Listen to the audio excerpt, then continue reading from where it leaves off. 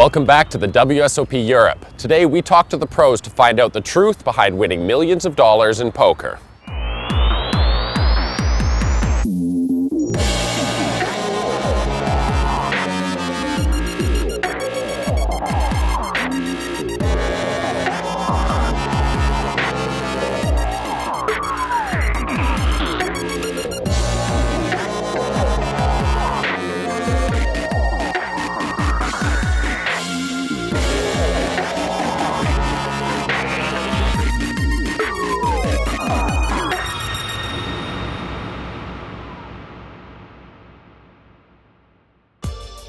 Few people in this world ever have a chance to win $1 million, and when it happens, it's definitely something special.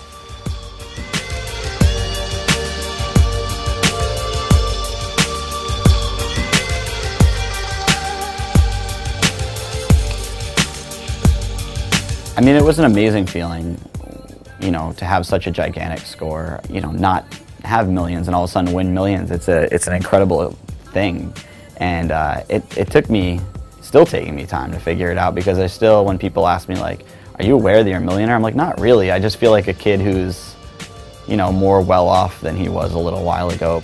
Before I had won EPT Grand Final, I had won a lot online and had a couple good scores live, but nothing that big. And then just like that, I won EPT Grand Final for, I think it was like $1.8 million or something. So it's overwhelming. It's weird to say that you think you deserve it because you put all the time in, and then as soon as you get it, you're like, nobody deserves to win almost $2 million in 1 week.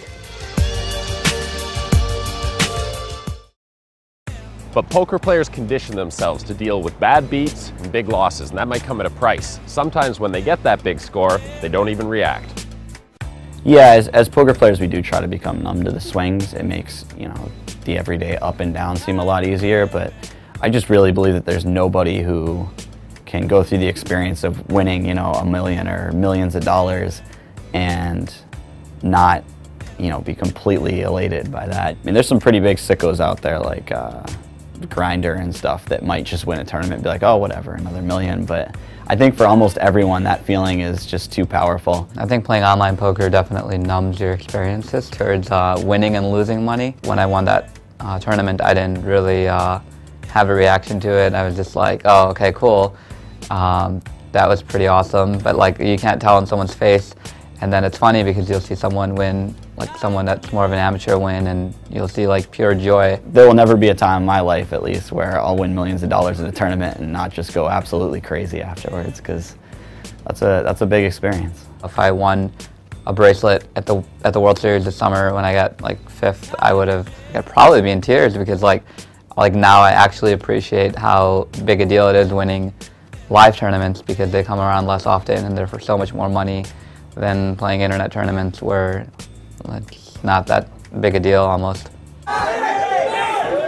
The river card is a brick. Charania is the champion. He pockets more than 1.3 million euros and he will lift that trophy. And the numbers you see on TV can be deceiving. Whether it's taxes, backing deals, or swapping action with other players, the winners are rarely walking away with the entire first place prize. There's almost nobody who's won, you know, you see them on TV and they win $2 million, $3 million, whatever it is, and actually took home $3 million. They have to pay taxes, they have to pay off, you know, anyone that they sold action to or swapped action with. Pros usually will swap out, so I'll have 5% of somebody or they'll have 5% of me, and it might be over multiple people, so you'll win $1 million and you will give out maybe $100,000 worth of it in swaps. So you'll have $900,000. You'll give out half of it in taxes, so you'll have $450,000. That's assuming you're not backed, and a lot of them are backed or sell action. So say you sell 30% of yourself, so then you're losing 30% of that as well. So when you get $1 million score, if you're a pro and you're grinding on the circuit, you're probably making $300,000 or $400,000, and that's very optimistically saying. I would say 99% of the time they're not taking home that entire sum. You know, people don't understand that, so they see a guy and they won $3 million at a tournament, like, oh, they have $3 million, and they bust out of a 10K and they're like, oh, you know, that guy will be all right, he's got $2.99 million now. But that's not really what happens.